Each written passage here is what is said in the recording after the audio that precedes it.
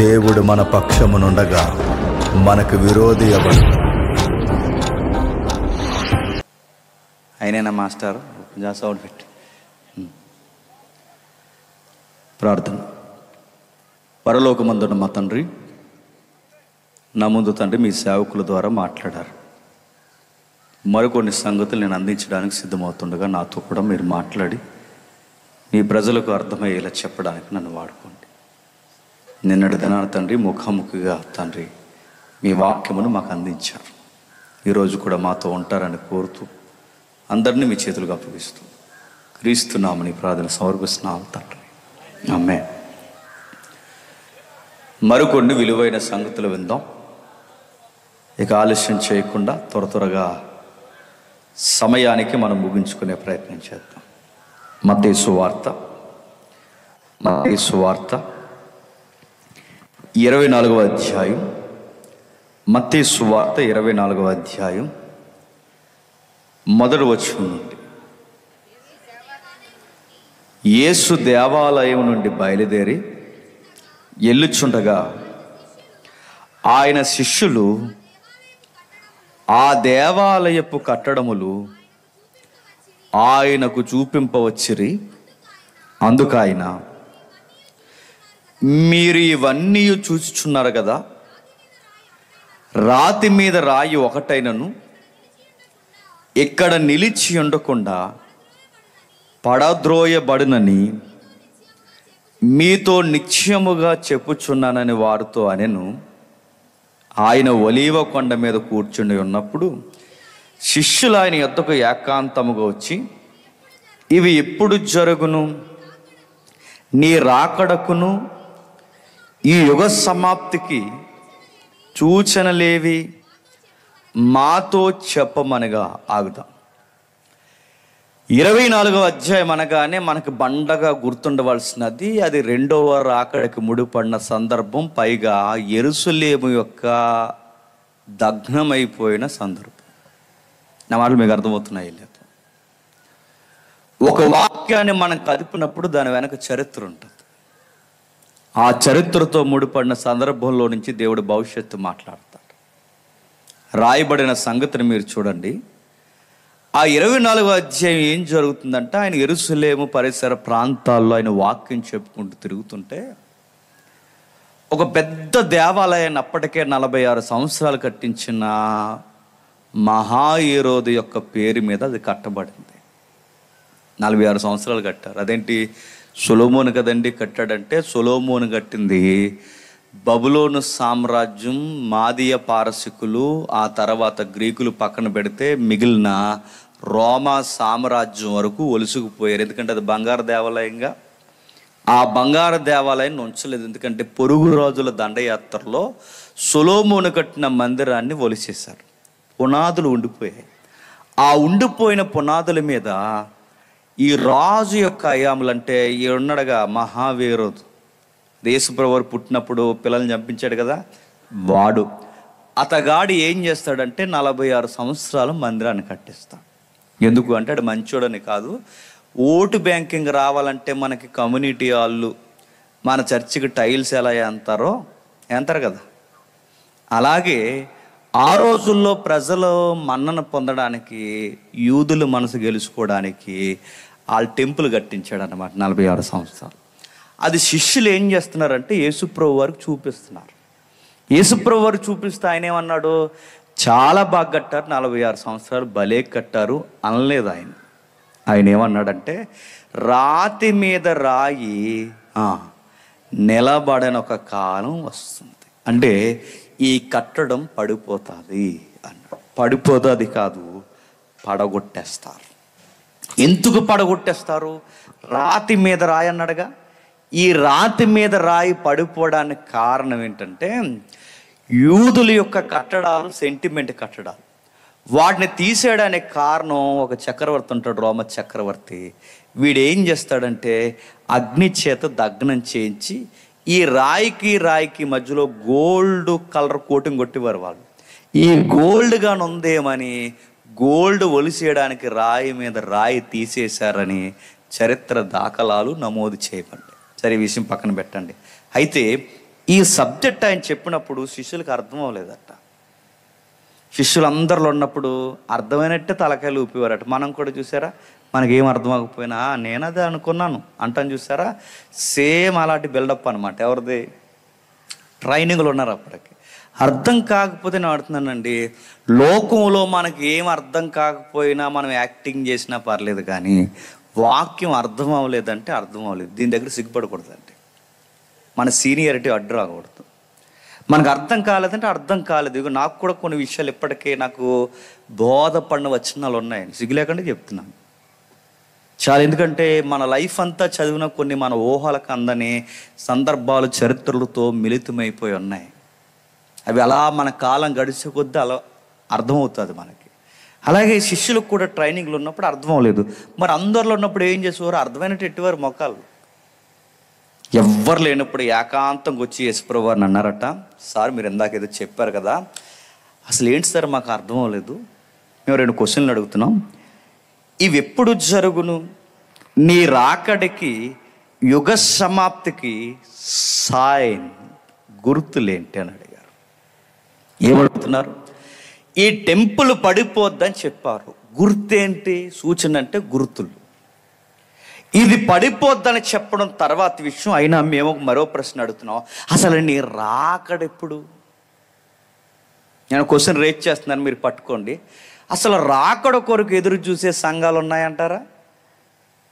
Christmas కోసం ఎదురు చూసే సంఘాలు ఉన్నాయి, ఫెస్టివల్ సీజన్ కొరకు ఎదురు చూసే సంఘాలు. నేను మళ్ళీ క్వశ్చన్ అడుగుతున్నాను, అసలు వర్తమానాల్లో రాకడ కోసం చెప్పే వర్తమానాలు ఇటీవల కాలంలో కనబడుతున్నాయా? ఒకప్పుడు పెద్దలు అన్ని రాకడ వర్తమానాలు చెప్పేవారు, ఇప్పుడు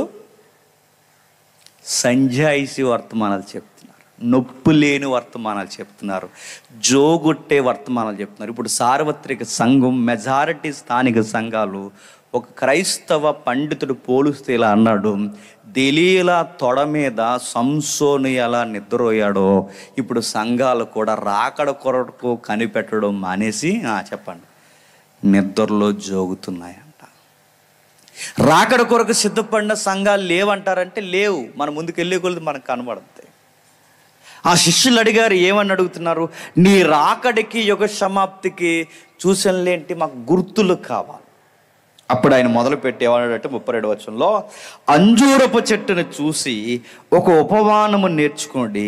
అంజూరపు కొమ్మ లేతదై చిగురించినప్పుడు వసంతకాలము సమీపమనే ఉన్నదని నీకు తెలియను. ఎబ్రీ భాష కానీ ఎబ్రీ బోధకుల యొక్క బోధన విధానం ఏదన్నా ఒక గంభీరమైన విషయాన్ని చెప్పేటప్పుడు దాన్ని పోలికగా కొన్ని పోలికలు ఇచ్చి చెప్తారు. వాళ్ళు అడిగిన క్వశ్చన్ ఏంటి? శిష్యులు ఏమని అడిగారు? నీ రాకడ ఎప్పుడు జరుగుద్ది మాకు చెప్పు. నీ రాకడ ఎప్పుడు జరుగుద్దో మాకు చెప్తే మేము కనిపెట్టుకుని ఉంటాం, పైగా నీ రాకడ ఎప్పుడు జరుగుతుందో మాకు తెలిస్తే మేము సిద్ధపడి ఉంటాం అన్నప్పుడు ఆయన అన్నాడు, కొన్ని గుర్తులు ఉంటాయి గమనించండి అని. ఏం గుర్తులంటే, అంజూరపు చెట్టు చిగురించినప్పుడు ఆ గడియ సమీపమనే ఉన్నదని తెలుసుకోండి. క్వశ్చన్ అడుగుతున్నాను, అంజూరపు చెట్టు మన ఇండియాలో ఉన్నాయా? మరి మనకు ఎలా తెలుస్తుంది? మన దగ్గర ఏది కొబ్బరి చెట్లు ఉన్నాయి మీ కోనసీమలో.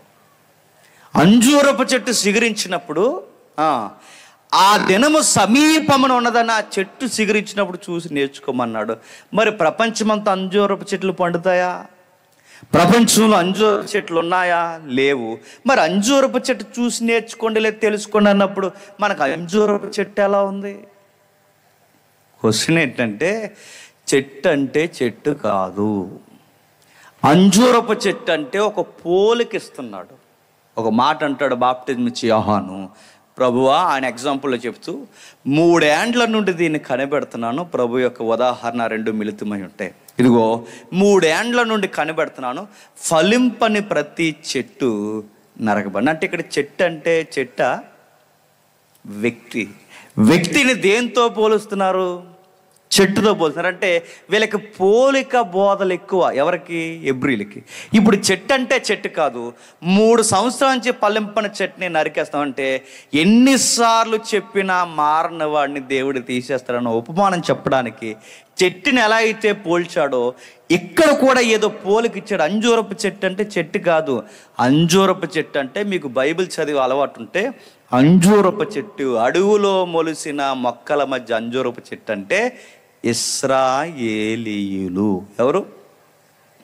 ప్రూఫ్ ఏంటండి అని అడిగితే యెరెమీయా గ్రంథం చూడండి ఒకసారి. యెరెమీయా గ్రంథం, మళ్ళీ వద్దాం ఇక్కడికి. యెరెమీయా గ్రంథం 24వ అధ్యాయం, యెరెమీయా గ్రంథం 24వ అధ్యాయం మొదటి వచనం అనుకుంటా, చూడండి ఒకసారి. బబులోను రాజైన యూదా రాజైన యెహోయాకీము, ఆ 24వ అధ్యాయం మీరు ఆ కిందికి అలా చదువుకుంటూ వెళ్ళిపోతే ఇశ్రాయేలీయులను దేంతో పోలుస్తాడంటే అంజూరపు చెట్టు అంటాడు. ఇంకా మీకు ప్రూఫ్ కావాలంటే లూకా సువార్త 13వ అధ్యాయం, లూకా సువార్త 13వ అధ్యాయం 6వ వచనం చూడండి. లూకా సువార్త 13వ అధ్యాయం 6వ వచనం. మరియు ఆయన వారితో ఈ ఉపమానం చెప్పెను, ఒక మనుష్యుణ్ణి ద్రాక్ష తోటలో అంజూరపు చెట్టు ఒకటి నాటబడెను. అతడు తన పండ్లు వెతక వచ్చినప్పుడు ఏమీ దొరకలేదు గనుక అతడు, ఇదిగో 3 ఏండ్ల నుండి ఈ అంజూరపు చెట్టును పండ్లు వెతుకుచున్నాను కానీ ఏమీ దొరకలేదు, దీనిని నరికివేయము, దీని వలన ఈ భూమి ఎలా వ్యర్థమైపోను. మళ్ళీ క్వశ్చన్ అడుగుతున్నాను, అసలు ఈ ద్రాక్ష తోట అంజూరపు చెట్టు గొడవ ఏంటి? పాత నిబంధనలో నిజమైన ద్రాక్షవల్లి, ద్రాక్ష తోట అన్నాడు. ఎవరినన్నాడండి? ఇశ్రాయేలీయుల్ని. ఇదిగో అంజూరపు చెట్టు అన్నాడు. ఎవరినన్నాడు? ఇశ్రాయేలీయుల్ని. అంటే ఇప్పుడు యేసుప్రభువు వారు సువార్తల్లో వాడుతున్న ఈ పదాలన్నీ ఆల్రెడీ ప్రవక్తలు పాత నిబంధనలో వాడిన పదాలు. అంటే ఇశ్రాయేలు మధ్య శిష్యుల మధ్య అంజూరపు చెట్టు అనగానే నీకు నాకు చెట్టు గుర్తొస్తుంది, వాళ్ళకి అంజూరపు చెట్టు అనగానే ఏం గుర్తొస్తుంది తెలుసా? ఇశ్రాయేలు సామ్రాజ్యం గుర్తొస్తుంది. ఎందుకంటే ఆ పదాలు అలవాటు. మీరు ఇంటికి వెళ్ళిన తర్వాత ఇంకా ధ్యానించండి. ఈ పదాలు కూరుస్తున్నప్పుడు అంటే ఇప్పుడు అంజూరపు చెట్టు అంటే ఇశ్రాయేల్ అయితే, అంటే ఇశ్రాయేలు సిగురించడం ఏంటి? ఇశ్రాయేలు సిగురించడం అంటే ఏంటి తెలియక కాస్త చరిత్ర తెలియాలి. ఇశ్రాయేల్కి మొట్టమొదటి నుంచి రాజులు లేరు. మొట్టమొదటి దేవుడే రాజుగా ఉండేవాడు. వాళ్ళకి ఐగుప్తు నుంచి వచ్చిన తర్వాత 40 సంవత్సరాలు ఎవరు పరిపాలించారండి? వారిని దేవుడే పరిపాలించాడు. అరణ్యంలో వాళ్ళకి నచ్చిన ఫుడ్ పెట్టాడు, నచ్చినట్టుగా వాళ్ళని నడిపించాడు, చక్కగా వాళ్ళని పోషించాడు. ఇలా పోషించి నడిపిస్తున్న టైంలో ఇక భూభాగానికి వచ్చి కాస్త స్థిరపడ్డాడు అనుకున్న టయానికి పిల్లలు విస్తరించిన తర్వాత దరిద్రపు లక్షణాలన్నీ పక్క వాళ్ళని చూసి వాతలేసుకున్నారు. మాకు కూడా ప్రజా పద్ధతి పాలన కావాలి అన్నారు, మాకు రాజు కావాలి అనగానే ఇశ్రాయేలుకు ఒక మొట్టమొదటి రాజు వచ్చాడు. ఎవరు? సౌలు. ఆయన ఎన్ని సంవత్సరాలు పరిపాలించాడు? 40 సంవత్సరాలు. సౌలు తర్వాత అధికారికంగా అందరూ ఇష్టపడిన రాజు ఎవరు? దావీదు. దావీదు ఎన్ని సంవత్సరాలు పరిపాలించారు? 40 సంవత్సరాలు. దావీదు పరిపాలన తర్వాత మరొక రాజు వచ్చాడు. ఎవరు? సొలొమోను. సొలొమోను ఎన్ని సంవత్సరాలు పరిపాలించాడు?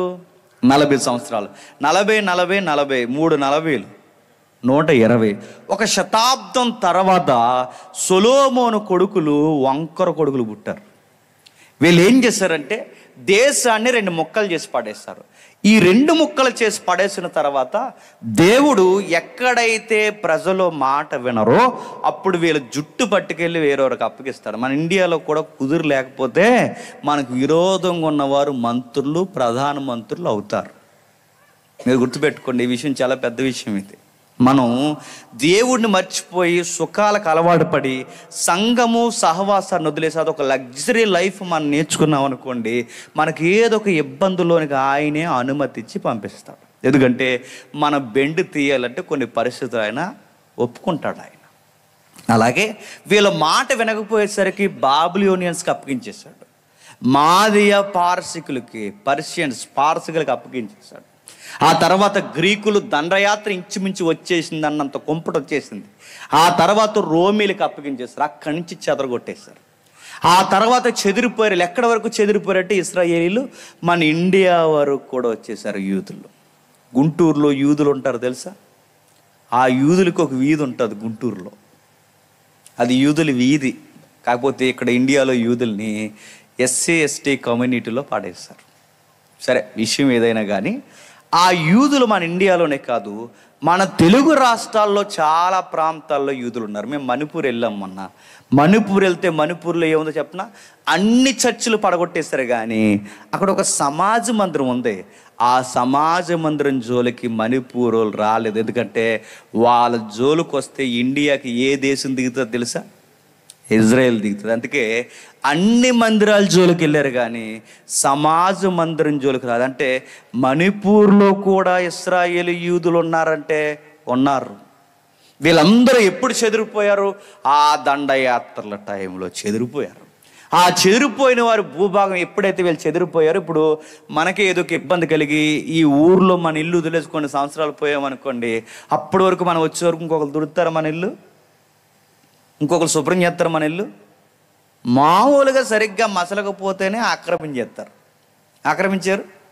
అది డాక్యుమెంట్లో నీకు ఇక్కడ వరకు ఉందరా అని చెప్పిన బుహమత్తి మరీ గడేస్తారు దడి గోడ. అలాంటిది మనుషులే కొన్ని శతాబ్దాలు కనబడకపోతే ఆ దేశం భూభాగం నుండిస్తారా? ఉండవలేదు. ఎవరు దాన్ని ఆక్యుపై చేశారంటే, అబ్రహాము గారికి అనఫిషియల్గా రెండో ఆవిడ ఎవరు? ఆగరు. ఈ ఆగరుకు ఒకడు పుట్టాడు కుదురులేనోడు, ఎవరు? ఇస్మాయిల్. ఆ కుదురులేనోడికి 12 మంది పుట్టారు. ఆ 12 మంది కొడుకులు పెద్ద రాజులు అయ్యారు. ఆ 12 మందికి ఇంకో 12 మంది పుడితే ఆ 12 కలిపి 24 మంది అయ్యారు. ఆ 24 మంది రాజులుగా పాలిస్తే వాళ్ళ పిల్లలు 24 దేశాలు అయ్యాయి. ఆ 24 దేశాలే గల్ఫ్ దేశాలు. ఏ దేశాలు? గల్ఫ్. మనం అంటున్నాగా ఇజ్రాయెల్, కువైట్, మస్కట్, అబుదాబి మనం మాట్లాడుకుంటున్నాక. ఈ 24 దేశాలు ఎవరి దేశాలు అంటే ఇస్మాయిల్ అంటే అబ్రహాం గారు అబ్బాయి ఉన్నారుగా, వీళ్ళు ఎక్కడ ఉంటారంటే పక్కనే ఉంటారు, ఇజ్రాయేల్కి పక్కన. ఎందుకంటే ఈ అరబ్ ఏరియా ఇజ్రాయెల్ ఏరియా ఇంచుమించు అంటుకుపోయినట్టే ఉంటాయి ఈ గాజా వరకు. ఎప్పుడైతే ఇజ్రాయేల్ తరమబడ్డారో ఎవ్వరు లేని టైంలో ఆ దేశాన్ని ఆక్రమించేశారు. ఎవరు? నా మాటలు మీకు అర్థమవుతున్నాయా? ఈ అంజూరపు చెట్టు గొడవ తెలియాలంటే ఇదంతా తెలియాలి. ఎప్పుడైతే వీళ్ళు ఆక్యుపై చేశారంటే, వీళ్ళు ఎప్పుడైతే లేరో, వీళ్ళు లేని సమయాన్ని చూసి ఆ దేశం మీద వీళ్ళు పడిపోయి కొన్ని శతాబ్దాల కాలం అక్కడ ఉండి మాదంటే మాదన్నారు. మొన్నటి వరకు టీవీ 9లో గొడవ జరుగుతుంది, ఇప్పటికీ జరుగుతుంది. నిన్న ఆ ఇంట్లో ఉన్న మేము అమ్మ చెప్తుంది, ఇప్పటికీ ఆ గాజా పక్కన బాంబులు పడతానే ఉన్నాయంట. ఎందుకు గొడవలు అంటే, ఏ లేని టైంలో వీళ్ళు ఆక్యుపై చేసి ఈ దేశం మాది అన్నారు. ఎవరు? అసలు ఒరిజినల్గా దేశం ఎవరిది? ఇశ్రాయేలుది. వీళ్ళు లేని టైంలో వీళ్ళు ఆక్రమించేశారు. వీళ్ళు ఆక్రమించేసిన తర్వాత మళ్ళీ వీళ్ళు దేవుడు వీళ్ళకి క్షమాపణ కలగజేశాడో మరి ఏంటో మనం అధికారికంగా చెప్పలేం, కానీ దేవుడు వాళ్ళకి ఇచ్చిన ప్రవచనాలు నెరవేరిపోయి ఏంటో మనకు తెలియదు. కానీ 1946 మొన్న మన స్వతంత్రం టైంలో 1946, 47 ఈ మధ్యస్థంలో చెదిరిపోయిన వాళ్ళందరికీ మెలుగు వచ్చింది. ఏమని మెలుగు వచ్చిందంటే, ఎక్కడెక్కడో మనం బతకడం ఏంట్రా, ఎక్కడెక్కడో మనం ఉండిపోవడం ఏంటి, మన మోసేకి వాగ్దానం చేసింది, మన అబ్రహాముకు వాగ్దానం చేసింది, మన ప్రజలకు వాగ్దానం చేసిన దేశంలోనికి మనం వెళ్ళాలి. మనం ఎక్కడెక్కడో బానిసల బతుకు పరాయి దేశాల్లో బతకడం ఏంటి, మనమే అక్కడికి వెళ్ళిపోదాం అని చెప్పి చావో రేవో తేల్చుకుందామని ఫైట్ చేసి మొత్తం మీద 1946, 47 మధ్యలో సొంత దేశంగా ప్రకటించుకున్నారు. ఎవరు? ఇశ్రాయేల్. అందుకే 1947, 46, 47 మధ్యలో ఇశ్రాయేల్ అని ఒక దేశం మళ్ళీ ఉద్భవించింది. అప్పుడు ఎవరైతే ఆక్యుపై చేశారో వీళ్ళకి 4 తగిలించి పంపించేశారు. అయితే ఎంత పంపించేసినా కొంతమంది వెళ్ళరుగా, స్థాపించిపోయి ఉంటారుగా, వాళ్ళు వెళ్ళకుండా మొండు బకాయిలు మొన్నటిదాకా ఉన్నారు. ఉన్నవారు సరే ఉన్నారులే, ఎంత కాదన్నా అటో ఇటుగో తమ్ముళ్ళో అన్నలో వరుసలు అవుతారు. ఎందుకంటే ఇస్మాయిల్ ఎంతగా దగ్గరేగా ఈ వరుస అవుతారని ఉండిస్తే వీళ్ళు ఏం చేశారంటే, దొరికింది అవకాశం అని చెప్పి వాళ్ళు వీళ్ళ కలిసి ఉగ్రవాదులకి షెల్టర్ ఇచ్చి మళ్ళీ వీళ్ళ మీద తిరగబడితే వీళ్ళు ఎలాగ ఉంటే ఎప్పటికైనా ఇలాగ తిరగబడతారని చెప్పి మొత్తం మీద ఇలా చర్యలు తీసుకుని తరిమేయడం స్టార్ట్ చేశారు. ఇది గొడవ. ఈ గొడవ మనకు అర్థమవుతుంది. అంటే ఇశ్రాయేలీయులు మొన్నటి వరకు వాడిపోయిన ఓడిపోయిన మొద్దులా తయారైన అంజూరపు చెట్లాగా. అంటే వీళ్ళకి చిగురులు లేవు, వీళ్ళకి మళ్ళీ ఫలములు లేవు. వీళ్ళకి ఫలములు ఎప్పటి నుంచి వచ్చాయి అంటే ఎప్పటి నుంచి వచ్చాయి? 1946-47 మధ్యలో వచ్చాయి. ఇది ఎప్పుడైతే అంటే వాడిపోయి నరకబడిన యెషయాలు అంటాడుగా, అంజూరపు చెట్టు లేదా సింధూరపు వృక్షం అంజూరపు చెట్టు నరకబడిందని చెప్తాడుగా. ఈ నరకబడిన వృక్షంతో పోల్చింది ఎవరినంటే ఇశ్రాయేలుని. వీళ్ళు నరకబడిపోయేటప్పుడు ఈ నరకబడిన వారు మళ్ళీ ఎప్పుడు సిగురించారంటే ఈ 19వ శతాబ్దంలో సిగురించారు. వీళ్ళ సిగురించుట ఎప్పుడైతే సంఘము గమనిస్తాదో నా రాకడ సమీపమునే ఉన్నది. ఆ మాట మీకు అర్థమవుతుందా లేదా? అంటే ఇశ్రాయేల్ ఫామ్ అయిపోయారు, ఇశ్రాయేల్లో బలం పొందారు. వీళ్ళు ఎప్పుడైతే బలం పొందారో ఇది జరిగిన వైనాన్ని మీరు గమనించినప్పుడు రాకడ గుర్తులు దగ్గరలోనే ఉన్నాయి. ఇది ఒక గుర్తు ఇశ్రాయేల్కి. రెండవది, ఆయన సమీపమనే ఉన్నాడని మీరు తెలియకోండి. ఆ ప్రకారమే మీరు ఈ సంగతులన్నీ జరిగేది చూసినప్పుడు ఆయన సమీపమునే ద్వారము దగ్గరే ఉన్నాడని తెలుసుకోండి. ఏంటంట? సమీపమనే ద్వారము దగ్గరే ఉన్నాడని తెలుసుకోండి. అంటే అంజూరపు చెట్టు సిగురిస్తుంది. ఎవరైనా అంజూరపు చెట్టు అంటే ఇశ్రాయేల్. మీరు చూడండి, ఎప్పటికీ ఇశ్రాయేల్ని ఎదిరించే దేశం పుట్టలేదండి. ఈవెన్ అమెరికా కూడా ఎదిరించలేదు. పైగా వాళ్ళు ఎంత ఉంటుందో తెలుసా? వాళ్ళ మన జిల్లా ఒకప్పుడు తూర్పుగోదావరి ఎడదీకి ముందు తూర్పుగోదావరి ఎంత ఉంటుందో అంత ఉంటుందండి ఇజ్రాయేల్ దేశం, అంతే. నేను చెప్తున్నా, నాకు నిన్న మొన్న వార్తలు చదువుతుంటే చాలా విచిత్రం వేసింది. ఇంకా తరుగుతున్నారు. అంటే వాళ్ళని ఐక్యరాజ్య సమితి కానీ ఎవ్వరు అడిగిన లెక్చర్ అంటే వాళ్ళొక్కసారి గురి పెట్టారంటే వాళ్ళు ఎవరి మాట వినరు. అంత బలం వాళ్ళు ఉన్నది ఎంత కానీ ప్రపంచాన్ని అలా కంట్రోల్ చేస్తారు. ఇది ఎప్పుడైతే వాళ్ళు బలం పొందుకుంటారో ఆ బలం పొందుకున్నప్పుడు నేను సమీపమనే ఉన్నానడానికి గుర్తు. అందుకే చూడండి, మన మీద ఎవడైనా బాంబు వేసాడు అనుకోండి, అలా చూసాక పేలిపోయి చచ్చిపోవడం తప్ప మనం ఏం చేయలేం. కానీ వాళ్ళేంటి చెప్పినా, అలా బాంబు అలా వస్తుంది వాళ్ళు నిలబడి ఉంటారు. ఎందుకంటే వాళ్ళ మీద ఆ బాంబులు పడవంట. మరి అదేం టెక్నాలజీ అండి వాళ్ళ దగ్గర. అలా వచ్చిన ఆ బాంబు అలా వస్తున్నది, ఆ ర్యాకెట్, ఆ మిస్సైల్ అలా రాకుండా అలా పోయి అలా గాలిలో పేలిపోద్దట. అలాంటి అడ్వాన్స్ టెక్నాలజీ ఉంది. అందుకే వాళ్ళని ఎవ్వరూ ఏమి చేయలేరు. సరే, ఇవన్నీ వాళ్ళని చూస్తున్నప్పుడు మీరు గమనించండి. పైగా ఇది మనం నమ్మాలో నమ్మకూడదు. ఇప్పుడు నేను చెప్తున్నది నమ్మాలో నమ్మకూడదో పక్కన పెడితే ఒక విషయం గమనించండి. వాళ్ళకు ఒక విషయం ముడిపడి ఉంది. ఆ విషయం ఏంటంటే సొలొమోను కట్టింది పడగొట్టేశారు. సొలొమోను కట్టిన తర్వాత మళ్ళీ పడగొట్టేస్తే ఎవరు కట్టారు దాన్ని? ఆ మహాహేరోదు గారు కట్టాడు. అది యేసుప్రభు చెప్పింది 76లో పడిపోయింది. 76లో ఏమైందంటే మహాయుద్ధం జరిగిపోయే మంటల్లో అది పడిపోయింది. తర్వాత మళ్ళీ దాన్ని ఎవరు కట్టడానికి రెడీ అయ్యారంటే ఆ బోడుగోళ్ళు మిగిలిపోతే దొరికింది అవకాశం అని ఎవరు లేని టైంలో కొంతమంది వెళ్ళి వీళ్ళ మసీదులు కట్టేశారండి. అక్కడ మీరు ఇజ్రాయేల్ ఫోటో చూడండి. ఆ ఫోటో చూసినప్పుడు ఇలా గోల్డ్ బౌల్ ఒకటి కనబడుతుంది, చూసారా? ఇలాగ దబ్బిడించినట్టు ఒక గోల్డ్ గిన్నెలాగా ఇలా దబ్బిలించినట్టు మీకు కనబడుతుంది. అది ఏంటనుకుంటారు? అందరూ అనుకుంటారు సొలొమోను మందిరం అనుకుంటారు. అది కాదు. సొలొమోను పునాదుల మీద మసీదు. అది మసీదు కట్టేశారు. ఆ మసీదునే మనం మందిరం అనుకుందాన్ని దాని మీద ప్రార్థన చేస్తుంటాం. అది మందిరం కాదు, అది వాళ్ళ మందిరం. ఎవరి మందిరం? ఈ ఆక్రమించారుగా ఇస్మాయిల్ సంతానం. ఈ ఆక్రమించిన ఇస్మాయిల్ సంతానం దాని మీద మందిరం కట్టారు. ఇప్పుడు ఎట్లయినా సరే ఈ 3వసారి మందిరం కట్టాలనుకుంటున్నారు. అంటే ఫస్ట్ ఎవరు కట్టారు? సొలొమోను. రెండవసారి ఎవరు కట్టారు? హేరోదు. ఇప్పుడు 3వసారి అక్కడ కట్టేసింది మసీద్ ఉంది. ఇప్పుడు అదే పునాదుల మీద మందిరం కట్టాలనుకుంటున్నారు. ఇప్పుడు మందిరం కడతాలు ఊరుకుంటారండి ఎవరు? ఈ ఇస్మాయిల్ ఊరుకుంటారు. ఈ గల్ఫ్ వాళ్ళేం తక్కువలు ఏం కాదు. వాళ్ళు కోట్లకి పదవులకి అధికారాలకి పడగలెత్తున్నారు. అంతకుముందు అందరూ ఇండి సేవలు తినేవారు. వాళ్ళకి పెట్రోల్ బాబులు ఎప్పుడైతే పడ్డాయో వీళ్ళ కాలకి గిరాకీలు పెరిగాయి. కోట్లు సంపాదించారు. ఎందుకంటే పెట్రోల్ ఎగుమతి అక్కడి నుంచి జరుగుతుంది. సరే, ఇప్పుడు వాళ్ళని కదిపితే, ఇప్పుడు మసీదుని కదిపితే ఎంత గొడవ అవుద్దండి? ఎంత గొడవ అవుద్ది? ఇప్పుడు ఈ మసీదుని కదిపితే ఇప్పుడు సొలొమోను మందిరం మీద 3వ మందిరాన్ని కట్టాలి. కదిపితే ఏమవుద్దంటే 2 ప్రమాదాలు జరుగుతాయి. ఏమవుద్దంటే, ఇస్రాయేల్కి అమెరికా లాంటి క్రిస్టియన్ దేశాలు సపోర్ట్ ఇస్తున్నాయి. అమెరికా ఎప్పుడు ఇజ్రాయెల్ సపోర్ట్ ఇస్తుంది, మీరు చూడండి. ఇప్పుడు ఈ గాజా ప్రాంతంలో ఉన్న పాలస్తీనా ప్రజలకి ఎవరు సపోర్ట్ ఇస్తారంటే, ఈ గల్ఫ్ ఏరియా అంటే ఈ అరబ్బులు అందరూ సపోర్ట్ ఇస్తారు. అంటే ఇప్పుడు క్రిస్టియన్ దేశాలన్నీ ఒక పక్క వచ్చేస్తాయి. ఇప్పుడు మళ్ళీ ఇజ్రాయెల్కి సపోర్ట్ చేసిన దేశాలన్నీ ఒక పక్కకు వచ్చేస్తాయి. ఇప్పుడు గల్ఫ్ ఏరియా పాలస్తీనాకు సపోర్ట్ చేస్తున్న అందరూ ఒక పక్క వచ్చేస్తారు. అంటే ప్రపంచం ఎన్ని భాగాలుగా విడిపోద్ది?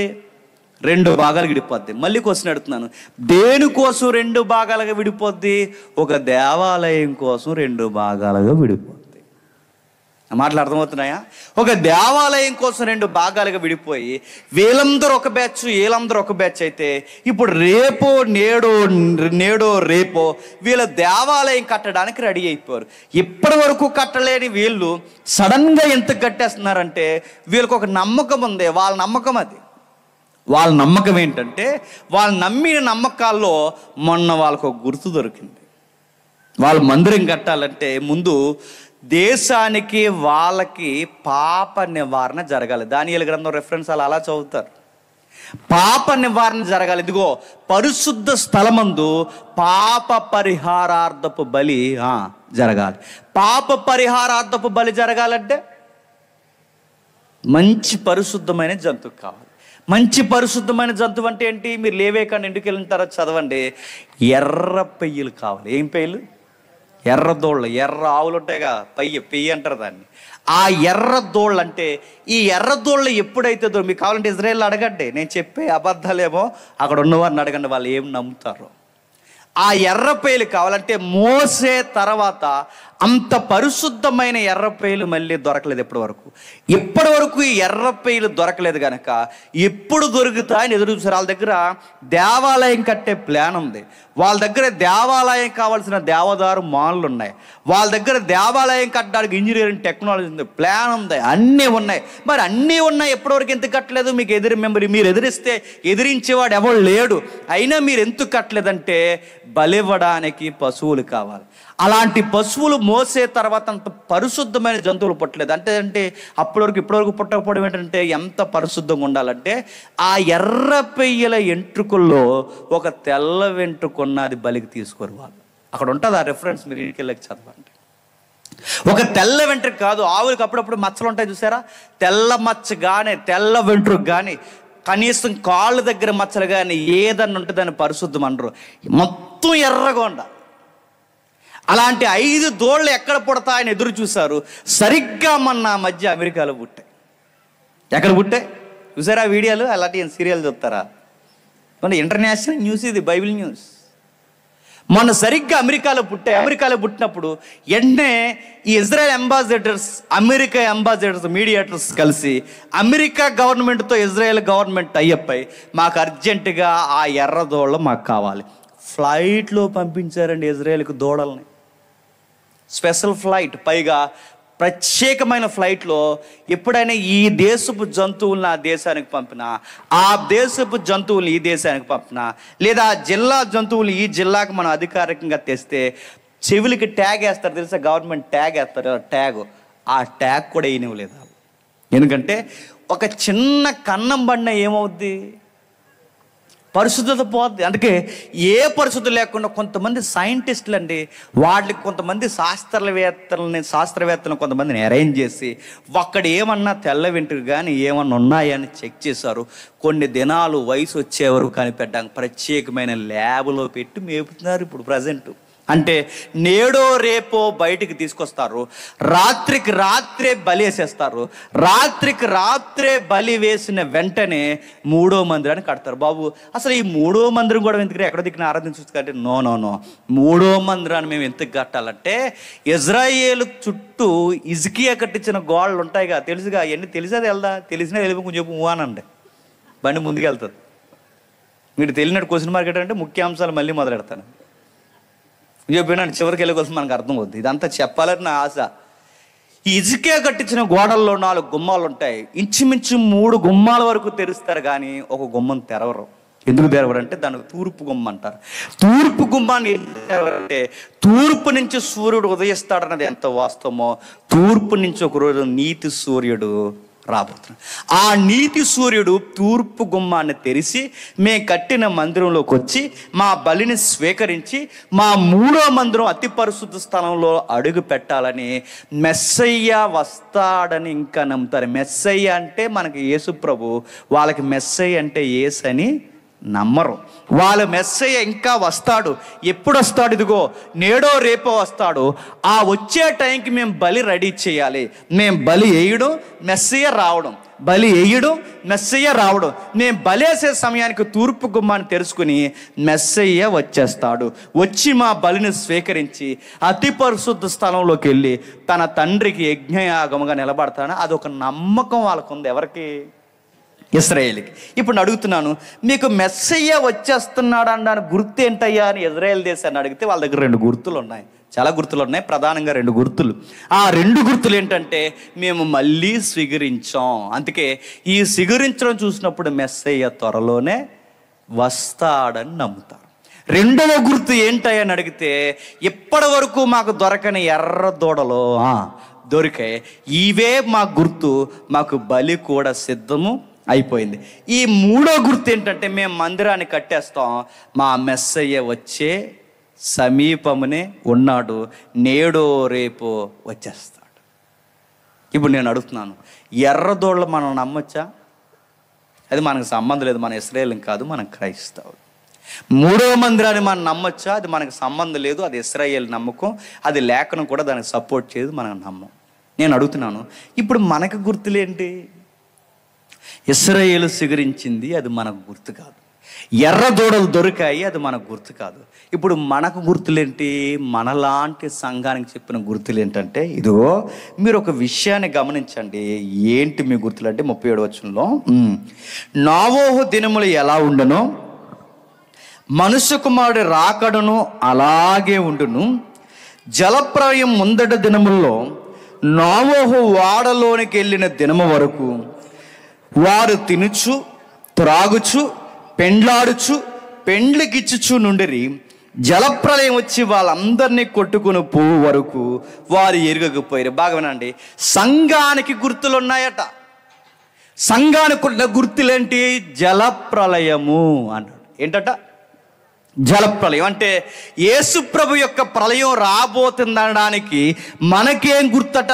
నోవహు కాలంలో ఎలాంటి గుర్తులైతే ఉన్నాయో చెప్పండి, అలాంటి గుర్తులే నేడో రేపో మనకి కనబడబోతున్నాయి. మళ్ళీ క్వశ్చన్ అడుగుతున్నాను, జలప్రలయం వచ్చే ముందు కొన్ని గుర్తులు ఉన్నాయట, అలాగే ప్రభు వచ్చే ముందు కూడా కొన్ని గుర్తులు ఉంటాయట. అంటే నోవహుకు కానీ నీతిమంతులకు కానీ కొంతమందికి గుర్తులు ఏమున్నాయంటే, ప్రళయానికి ముందు నోవహు ఇదిగో ప్రళయం వస్తుంది అనడానికి గుర్తులు ఈ జనాల యొక్క ప్రవర్తన కనిపెట్టు, ప్రళయం వచ్చేస్తుంది అనడానికి ఇదే గుర్తు. అంటే ప్రళయానికి ముందు గుర్తులు ఎలా అయితే ఉన్నాయో యేసు ప్రభు ప్రళయానికి ముందు కూడా గుర్తులు ఉన్నాయి. ఏం గుర్తులు ఉన్నాయి? ఏమున్నాయంటే చెప్తున్నాడు చూడండి, ఏమున్నాయి? జనాలు బాగా తింటారంట. ఏంటంట? జనాలు బాగా తింటారు. మీరు చూస్తున్నారా? మీరు కనిపెడుతున్నారా? ఒకప్పుడు బతకడానికి తినేవారు, చెప్పండి, తినడానికే బతుకుతున్నారు. ఏమంటారు తెలుసా? ఇదిగో అది తినలేదా, అది తినకపోతే నీ లైఫ్ అంటే, నా పుట్టికట్ట ఆ పచ్చడి తినకపోతే ఇంక నాకు వేస్ట్ అట్ట. ఒరే తిండి గోలేట్రా. మీరు చూసారా? ఇప్పుడు మీరు చూడండి, యూట్యూబ్లో ఉన్నాయి కండి, యూట్యూబ్ చెల్లి గూగుల్ తల్లి ఉందిగా మనకి. ఈ యూట్యూబ్లో గూగుల్లో మీరు చూడండి, అత్యధిక మిలియన్ వ్యూస్ దేనికి ఉంటే చెప్పనా? తిండికి. మీరు గమనించండి, మీరు చాలా వీడియోలు మీకు అడవిలో ఎలా వండుకోవాలి, కాలువ దగ్గర ఎలా వండుకోవాలి, కంగారుగా ఎలా వండుకోవాలి, మాంసాన్ని ఎలా వండుకోవాలి, ఇంకా ఆకుకూరలు ఎలా వండుకోవాలి, ఎన్ని వీడియోలు అనుకుంటున్నారు. తెల్లారితే అందరు చూసేదేంటి చెప్పిన వీడియో. చైనాలో ఏం తింటారు, జపాన్లో ఏం తింటారు, ఏం తింటే నీకు ఎదుగురా అన్నీ తినడం. జపాన్లో ఏం తింటారు, చైనాలో ఏం తింటారు, అక్కడ ఎలా తింటారు, ఇక తిండి గోల.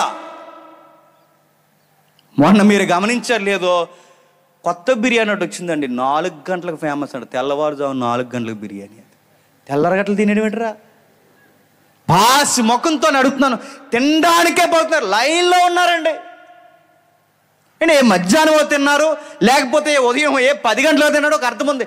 తెల్లవారుజామున కూడా తినడానికే పోతున్నారు, తినడానికే ఉన్నారు. ఒక విషయం గమనించండి మీరు, జలప్రలయం వస్తున్నప్పుడు జనాలు దేవుడిని మరిచారు, తిండినే దేవుడుగా పూజించారు. ఇప్పుడు ఏం చేస్తున్నారు చెప్పండి? తిండి తిండి తిండి తిండి. మీరు గమనించండి, ఒకప్పుడు రెస్టారెంట్లు ఎక్కడో దూరంగా ఉండేయండి, ఇప్పుడు ప్రతి ఊర్లో రెస్టారెంట్. ఒకప్పుడు ఎప్పుడో వండేవారండి బిర్యానీ, ఇప్పుడు ఎక్కువ కేసులు బిర్యానీ తిని చచ్చిపోతున్నారంట తెలుసా? బిర్యానీ నేను అడుగుతున్నాను, బిర్యానీలు ఎన్ని రకాలండి నేను అడుగుతున్నాను, మళ్ళీ అడుగుతున్నాను. ఎక్కడో ఉండే రెస్టారెంట్లు ఎక్కడికి వచ్చాయి. ఇప్పుడు ఒకప్పుడు ఎక్కడో మార్కెట్లో ఉండే బజ్జీ కొట్లు, ఇప్పుడు ఇదికి బజ్జీ కొట్లు. నేను మళ్ళీ అడుగుతున్నాను, తిండికి ప్రపంచం బతుకుతుందంటే ఎస్, దేవుణ్ణి మరిచింది తిండికి. మరో మాట చెప్పనా, మీ సైడే ఉంటుంది వింత ఏటో మరి, ఎక్కడైనా కానీ వాక్యం అయ్యాక తింటారండి. ఈ మాట అన్నా ఇబ్బంది పడకండి, ఇంక ఇంత వాకింగ్ చెప్తుంటే అక్కడ భోంచేస్తుంటారు. అంటే యేసుప్రభు ఇప్పుడు వచ్చేనా అనవసరం, ఆగు ప్రభు సాంబార్ వేసుకుని ఆగు. నాకు నేను వాక్యానికి ముందు అన్నం తినాలంటే నాకు మనసు చచ్చిపోయినట్టు ఉంటుందండి. ఒకవేళ పొరపాటున తిన్నాను ఆ రోజు బండి నడదు నాకు. నేను మళ్ళీ అడుగుతున్నాను, తిండి అరే దేవుడి కన్నా తిండి ఇంపార్టెంట్ అంటే తిండి ఇంపార్టెంట్ అండి ఈరోజు. మీరు గమనించండి, తిండి కోసం ఎంత ఎగబడుతున్నారంటే మీరు చూడండి. తిండి కోసం ఈ తిండి తింటున్న ఈ మనుషులు దేనికి సంకేతం, దేనికి గుర్తంటే ప్రభు త్వరలోనే వస్తున్నాడు, ప్రభు త్వరలోనే వస్తున్నాడు. మీరు గమనించండి, దానియేలు ఒక మాట్లాడాడు చూడండి ఒకసారి. దానియేలు గారు ఏమంటారు చూడండి. దానియేలు గ్రంథం 12వ అధ్యాయం, దానియేలు గ్రంథం 12వ అధ్యాయం, దానియేలు గ్రంథం 12వ అధ్యాయం, దానియేలు గ్రంథం 12వ అధ్యాయం 4వ వచనం అనుకుంటే ఒకసారి చూడండి. దానియేలు గ్రంథం 12వ అధ్యాయం, నీవి మాటల్ని మరుగు చేసి అంత్యకాలము వరకు ఈ గ్రంథమును ముద్రింపుము, చాలా మంది నలుదిశలు సంచరించి తెలివి అధికమగును.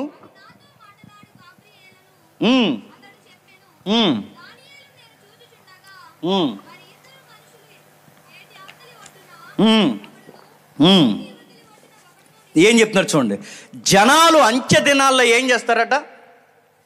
నలుదిశలా సంచరిస్తారు. నలుదిశలు అంటే ఈస్ట్ వెస్ట్ సౌత్, అంటే ఇదే కదా న్యూస్ అంటే.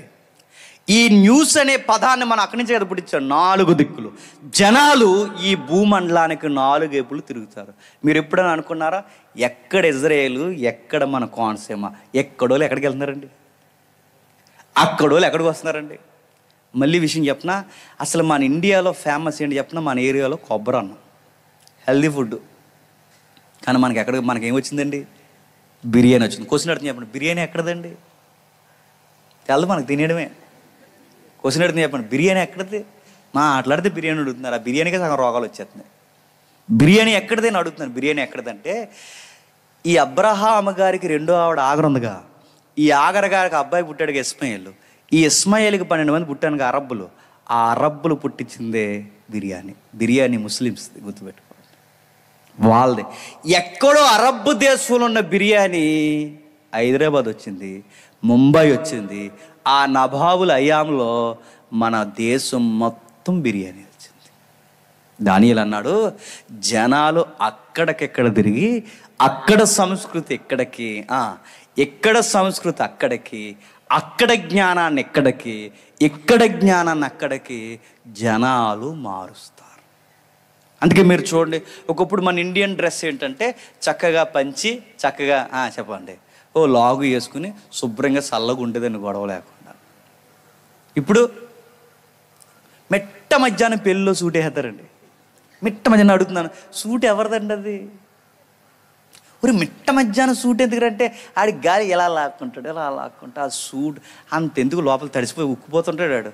ఎందుకు లేదంటే ఆ ఫారినర్స్ వేసుకున్నారు, మనం వేసుకోవాలి.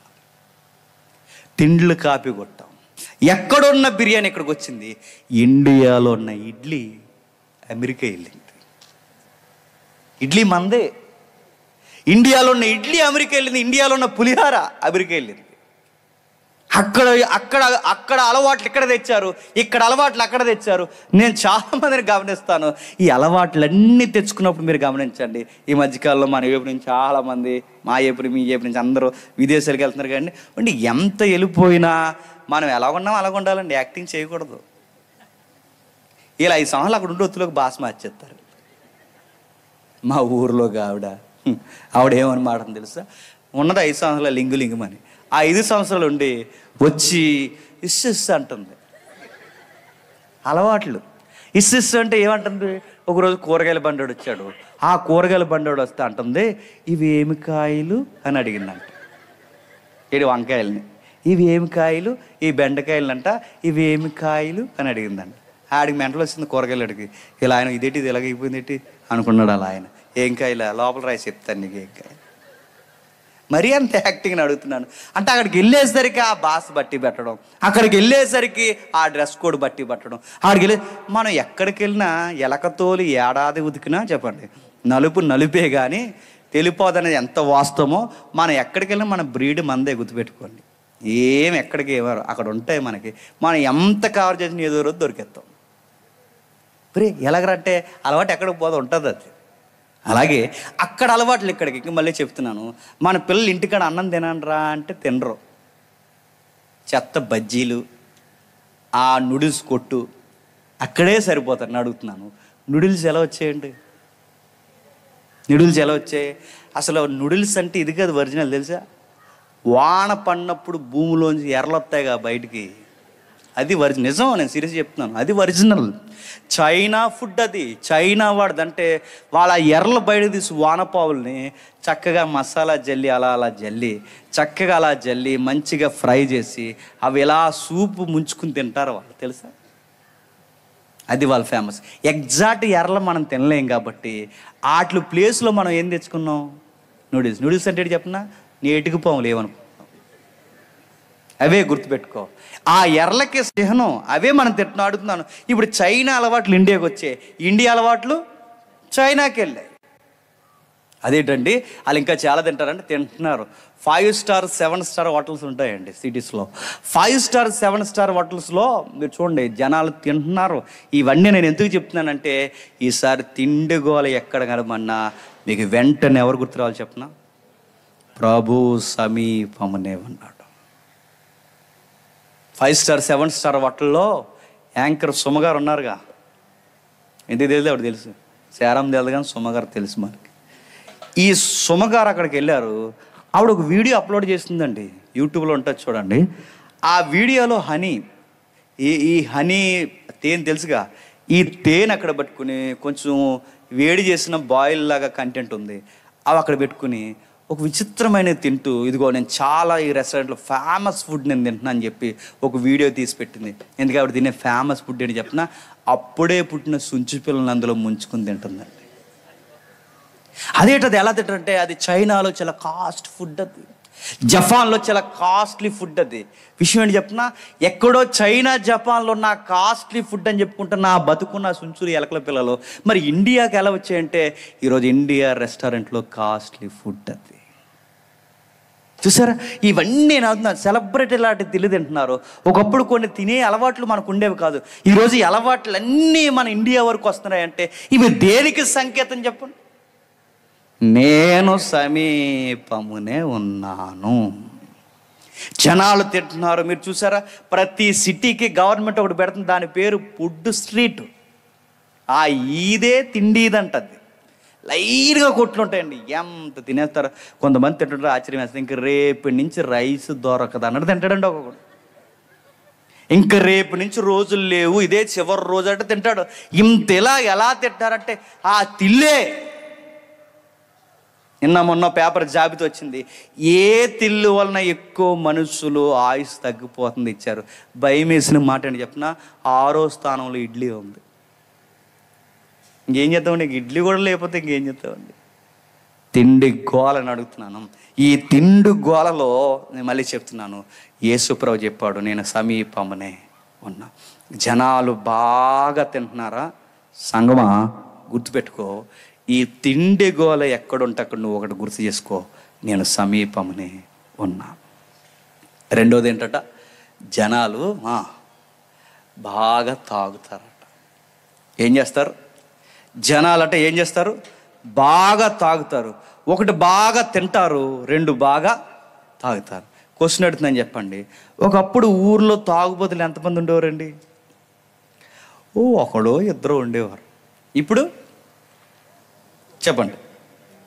ఒకప్పుడు ఊర్లో ఒకడో ఇద్దరు తాగుబోతులు, ఇప్పుడు ఒకడిద్దరే తాగుతా లేదు, ఊరందరూ తాగుతున్నారు. ఒకప్పుడు ఎవడైనా తాగితే ఊరికి దూరంగా పోయి తాగోడు, ఇప్పుడు బాబు కాయ తెచ్చాడట, చిన్న బాబు గ్లాస్ తెచ్చాడట. బాబు అంటే నాన్న కాయ తెస్తే, కుర్రోడు గ్లాస్ తెస్తే, వీళ్ళిద్దరు కలిపి ఐసు ముక్కలు ఇవ్వడానికి వాళ్ళ అమ్మ వచ్చి ఆమ్లెట్ అట్టుకుని వచ్చిందట. ఏమనాలండి వాళ్ళని? తండ్రి కొడుకులు ఇద్దరు కాయి గ్లాస్ పట్టుకుంటే అమ్మ ఆమ్లెట్ తెచ్చిందట. ఇదేట్రా, ఇదేం ఫ్యామిలీ అంటే, మేము డ్రింకింగ్లో ఫ్రెండ్లీగా ఉంటాంరా, ఫ్రెండ్లీ ఫ్యామిలీ రా అన్నారు. ఏం ఫ్యామిలీ? తండ్రి కొడుకులు కూర్చుని తాగుతున్నారు తెలుసు ఈ రోజుల్లో. అలాగే ఎలా తాగుతారంటే అలాగే తాగుతారు. ఫ్రెండ్స్, మేము ఫ్రెండ్స్. తండ్రి కొడుకులు కూర్చుని తాగుతున్నారు, మామ అల్లుళ్ళు కూర్చుని తాగుతున్నారు. మా అంగారికి ఇడి కలిపెత్తాడు, అల్లుడికి ఇడి గ్లాస్ ఇచ్చేస్తుంటాడు. తాగేస్తున్నారని అడుగుతున్నాను. తాగుబోతులు ఒకప్పుడు ఊరికి ఒకడిద్దరో తాగాడు, ఇప్పుడు ఊరందరూ తాగుతున్నారు. అక్కడ వరకు ఎందుకండి, యూనిఫామ్లు వేసుకుని ఇంటర్మీడియట్ కుర్రోలు తాగుతున్నారు మన ఏరియాలో. మన కుర్రగాళ్ళు చూడండి, యూనిఫామ్లు వేసుకొని తాగుతున్నారు, బీర్లు తాగుతున్నారు, మందులు కొడుతున్నారు. చివరికి తాగేసది ఫ్యాషన్ అనుకుంటున్నారు. ఒకప్పుడు వయసు మళ్ళీ వాడు తాగేవారు, ఇప్పుడు వయసులో ఉన్నవాడే తాగుతున్నాడు. చిన్న వయసులో ఉన్న వాళ్ళు తాగుతున్నారండి. ఇప్పుడు 10th క్లాస్ వాడు తాగుతున్నాడు, చిన్న పిల్లలు తాగుతున్నారు. ఎందుకంటే తాగడం ఫ్యాషన్ అయిపోయింది ఇప్పుడు. ఎప్పుడు హీరో సినిమాలు కూడా మీరు గమనిస్తున్నారా? హీరోల యొక్క సినిమాలు కూడా మీరు గమనించండి. ఇలా బాటిల్ ఎత్తుకుని హీరో తాగుతుంటాడు. ఈ దిక్కిమాలిన స్టైల్ మన ఫ్లెక్స్ తెచ్చి ఇక్కడ ఎడతారు. ఎవరు? మన తాగుబోతే ఎదవలందరూ పెట్టరండి. ఆడు తాగడమే ఆ సెన్సార్ బోర్డు అడగకపోవడం ఫస్ట్ మిస్టేక్. దాని మీద గవర్నమెంట్ సరిగా తీసుకోకపోవడం రెండో మిస్టేక్. ఇలాంటి వాటిని ఎంకరేజ్ చేస్తే, అంటే హీరో అంటే ఏం చేయాలి? తాగాలి. బాటలు ఎత్తుకున్నవి ఈరోజు స్టైళ్ళు. ఇలా బాటిల్ పట్టుకుని కూర్చోవడం స్టైలు, గ్లాస్ పట్టుకోవడం స్టైలు, తాగడం స్టైలు. ఇలాగే తాగండి. నేను చెప్తున్నాను, ఏ స్టైల్ అనుకుని మీరు తాగారో నేను మళ్ళీ చెప్తున్నాను, నీ లివర్ కొట్టేస్తుంది, నీ కిడ్నీలు వడపోయడం మానేస్తే చివరికి నేను తీసుకెళ్ళి హాస్పిటల్ మంచం మీద పడేది. అప్పుడు అర్థమవుద్ది అసలు స్టైల్ ఏంటో గుర్తుపెట్టుకో. నువ్వు వద్దురా తాగొద్దురా అంటే అప్పుడు తాగుతావు, నేను తీసుకెళ్ళి పడేస్తే. ఈరోజు ఎంత తాగితే అంత స్టైలు. పెద్ద స్టైల్ ఏంటి చెప్పిన, రా తాగేస్తాం మేమని చెప్తారు. రా అంటే బ్రాండ్ నేమ్ కాదు. రా అంటే ఏమీ కలుపుకుండా తాగాడు. తాగేస్తారు. కొంతమంది చూస్తానండి, నాకు కొన్ని మీటింగ్ తాగుతారు, తాగేసి వచ్చి ప్రార్థన చేయమంటాడు. మూతమే గుద్దేలు అనిపిస్తుంది నాకు. నువ్వు సంఘంలో కూడా వచ్చి తాగుతున్నావు అంటే నేను ఏమనాలరా? నీకు ఎంత భయం లేదు నీకు? నువ్వు సంఘంలోకి వచ్చి తాగి, క్రిస్మస్లకు వచ్చి తాగి, ఇలాంటి కార్యక్రమాలకు వచ్చి తాగుతున్నావంటే నీకెంత భయం లేదు? నీ నడ్డు ఎరగొట్టేవాడు ఎవడు లేడు నీకు. ఇదే ఊరు నాదైతే ఆ తాగినోడు ఊరు నేను చెప్తాను, ఆడి మక్కలు ఎరగొట్టి వెళ్ళిపోతాను నేను. తాగి దేవుడి సన్నిధికి వస్తావా? ప్రభు చెప్తున్నాడు, ఇదిగో జనాలు బాగా తాగుతారు, నేను సమీపంలో ఉన్నాను. ఆ రోజు జలప్రలయం వచ్చే ముందు జనాలు ఏం చేశారంటే ఇష్టానుసారంగా తిండి చేత మొత్తెక్కిపోయారు. మళ్ళీ జలప్రలయం వస్తున్నప్పుడు తాగుడు చేత మొత్తెక్కిపోయారు. ఇప్పుడు కూడా తిండి చేత మొత్తెక్కారు. నెక్స్ట్ తాగుడు చేత. బాధడి చెప్పిన ఆడవాళ్ళు కూడా తాగుతున్నారు. దాన్ని ఏమంటున్నారట? అది అట్ట జ్యూసులు అంట. జ్యూసులో లైట్గా ఉంటుందట కిక్కు. జ్యూసులు అన్నారండి, అట్లా పేరు తెలియదు మనకి. జ్యూసులు. మొన్న మధ్య కరోనా టైంలో 4-5 బీర్లు ఒక ఆడపిల్ల ఎట్టిపోందని లైన్లో నిలబడి.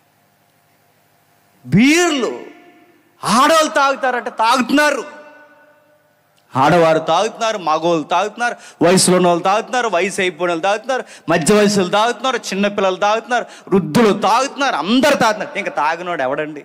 అందరూ తాగుతున్నారు.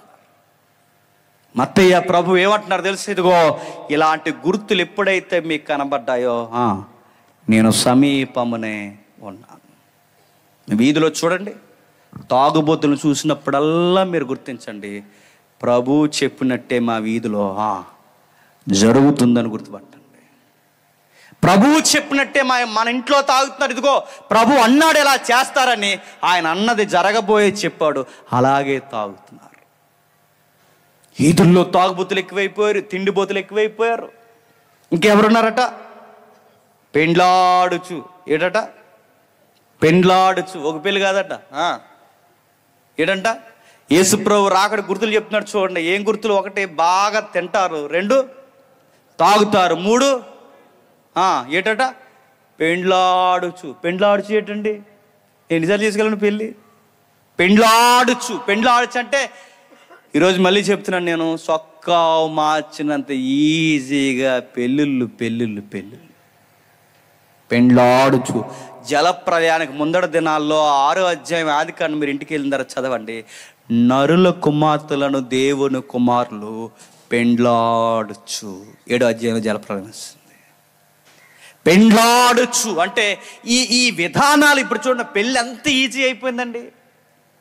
మనం పెళ్లి చేసుకుంటున్నారు, 2 నెలలు తిరిగేసరికి విడిపోతున్నారు. మళ్ళీ పెళ్లి చేసుకుంటున్నారు, నెల తిరిగేసరికి విడిపోతున్నారు. మళ్ళీ పెళ్లి చేసుకుంటున్నారు, విడిపోతున్నారు. ఇంత ఈజీ అయిపోయింది. ఇన్ని పెళ్ళిళ్ళు లెటర్ అంటే భయం లేదు. అసలు మ్యారేజ్ అనే వ్యవస్థ మీద భయం లేదు. దేవుడు ఎంత గంభీరంగా చెప్పాడంటే వివాహం కొరకు, ఇదిగో మా దేవుడు జత చేసిన వారిని మనుషులు విడదీయకూడదు. దేవుడు ఎంత కరాఖండిగా చెప్పాడు. వాళ్ళిద్దరి మధ్యకి ఎవరు వెళ్ళినా వాళ్ళ సంగతి నేను చూస్తానన్నాడు. కానీ మనం ఏం చేస్తామండి? మనం ఏం చేస్తాం చెప్పినా, వాళ్ళిద్దరిని ఎరగొట్టడానికి పొలాలు మనమే పెడతాం. చక్కబెట్టే పెద్ద మనుషులు ఉన్నారండి ఇప్పుడు. వాళ్ళకు 4 మాటలే 4 మాటలు చెప్పి అరే ఇడిపోకూడదని ఇది దేవుని అవస్థరని చెప్పే వాళ్ళు ఉన్నారా? లేరు. ఈరోజు కూడా పెళ్ళిని సీరియస్గా తీసుకునే ఆడపిల్ల కానీ మగపిల్ల కానీ ఉన్నారా?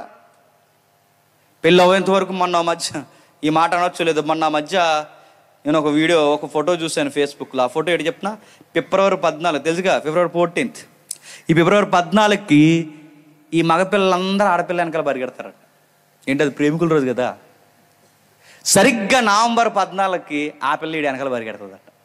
అదేంటంటే సరిగ్గా 9 నెలలు అవుతాయి అప్పటికి. నా మాట అర్థమేదో లేదో. ఫిబ్రవరి 14 కట్ట వీళ్ళందరూ వెనకాల పరిగెడతారట.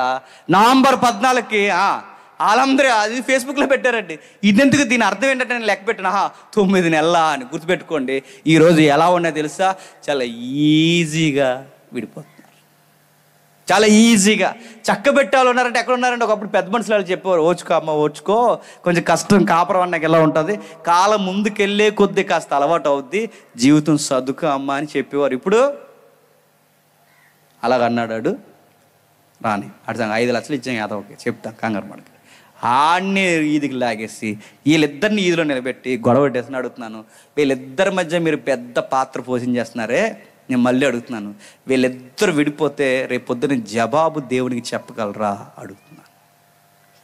చక్కబట్టే పెద్దోళ్ళు లేరు. ఒకప్పుడు ఓచుకో మేము 30 ఏళ్ళు అలా ఓడ్చుకుంటే నీ రోజు కాపురాలు బాగున్నాయి, మీరు పుట్టేంత వరకు మా కాపురాలు తిరగం లేవు, మీరు ఎదిగేంత వరకు మా కాపురాలు తిరగం లేవు, అలాగే ఉంటాయమ్మా కొత్త కాపురాలు అని చెప్పేవారు. ఇప్పుడు వీడియో కాల్ చేస్తున్నారు ఏమన్నా అంటే అంతే. అక్కడి నుంచి ఆలోచిస్తున్నారు, ఎర్ర బస్సు ఎక్కి, నల్ల బస్సు ఎక్కి, గ్రీన్ బస్సు ఎక్కి, వీడు కారు వేసుకొచ్చేస్తాడు, గొడవలు వేసుకుంటున్నారు, పంచాయతీ ఎడుతున్నారు, రోజమ్మ దగ్గర ఎడుతున్నారు ఆ రచ్చబండలో. మళ్ళీ వాళ్ళకి ఎంత భయం లేదు చూడండి. వీళ్ళ భార్య భర్తలు గొడవలు ఇద్దరు వీళ్ళు రికార్డ్ చేసి వీడియోలు తీసి వాళ్ళు టీవీలో ఎడుతున్నారు. నేను అడుగుతున్నాను, కేసులు పెట్టేస్తున్నారు, పోలీస్ కేసులు పెట్టేసుకున్నారు, కోర్టులకు వెళ్ళిపోతున్నారు. ఏమవుతారని అడుగుతున్నాను. పోలీస్ స్టేషన్ కలుపుతాయి అనుకుంటున్నారా? కోర్టులు కలుపుతాయి అనుకుంటున్నారా? విడిపోతాయి. ఈరోజు వివాహ వ్యవస్థ అనేది ఎలా ఉందంటే చాలా ఈజీగా విడిపోతున్నారు. ప్రభు అన్నాడు, ప్రభువా నీ రాకడకి గుర్తులేంటి ప్రభు అంటే, ప్రభు అన్నాడు, జనాలు బాగా తింటారు, 2 జనాలు బాగా తాగుతారు, 3 జనాలు బాగా పెండ్లాడతారు. తాగుడంటే గుర్తొచ్చింది. జనాలకట ఒకప్పుడు తాగితే వావి వరసలు తెలిసేవి కదని చెప్పేవారండి. ఇప్పుడు చాలా తెలుస్తలేదట తాగితే. ఒకటి తాగేసి బెదిరింటున్నాడండి, నువ్వు చేయి దించు, నువ్వు చెయ్యి ఎత్తే భయపడిపోతావు అనుకుంటున్నావా, నువ్వు దించవా అన్నాడు. రోజు గొడవ పెడుతున్నాడు. ఎవరిని అనుకున్నావు? అంబేద్కర్ గారి విగ్రహంతో. ఇక ఎంత ఎక్కువైపోయింది చూడండి. నువ్వు దించవా, నువ్వు చెయ్యి ఎత్తే భయపడిపోతావు కూడా, ఏళ్ళు దించు ముందు అన్నాడు. ఎవరిని? అంబేద్కర్ గారిని. అంటే ఒకప్పుడు తాగితే మనుషులు ఎవరో వాయు వరసలు తెలిసే కాదు, ఇప్పుడు తాగితే మనిషికి విగ్రహం తేడా తెలితే అంత అలా తాగుతున్నారండి. ఇలాంటి ఎతవలు ఎక్కువైపోతే రాకపోతే ఏమొస్తుంది చెప్పండి. తిండి చేత మత్తు ఎక్కువైపోయిన ఉన్నారు, తాగుడి చేత మత్తు ఎక్కువైపోయిన వాళ్ళు ఉన్నారు. వివాహ వ్యవస్థలో ఇదిగో ఈ శృంగారంలో ఎక్స్ట్రీమ్కి వెళ్ళిపోయి మత్తులో తూలుతున్న వాళ్ళు ఉన్నారు. అన్ని జోన్లో మనుషులు మత్తు ఎక్కువైపోయారు, దేవుణ్ణి వదిలేశారు. ఇలా దేవుణ్ణి ఎప్పుడైతే వదిలేశారో సంఘానికి చెప్తున్నాడు, ఇవి మీరు ఎప్పుడైతే మీ ఈదుల్లో, మీ ఊర్లో, మీ ప్రాంతాల్లో ఎప్పుడైతే ఇవి జరగడం సంగమా నువ్వు స్థానికంగా గమనిస్తావో, నేను సమీపమునే ఉన్నాను, నేను సమీపమునే ఉన్నాను, నేను త్వరలోనే రాబోతున్నాను. ఇప్పుడు ప్రశ్న, ఇప్పుడు ఆయన సడన్గా వచ్చేస్తే ఇప్పటికిప్పుడు ఇలా దిగిపోయాడు అనుకోండి, సంఘము ఎత్తబడాలి. అంటే ఈ తిరుగుబోతులు, తాగుబోతులు అందరూ విడవబడాలి. ఆయన నమ్మిన వారు ఎత్తబడాలి. ఆయన నమ్మిన వారు ఎలా ఎత్తబడతారు?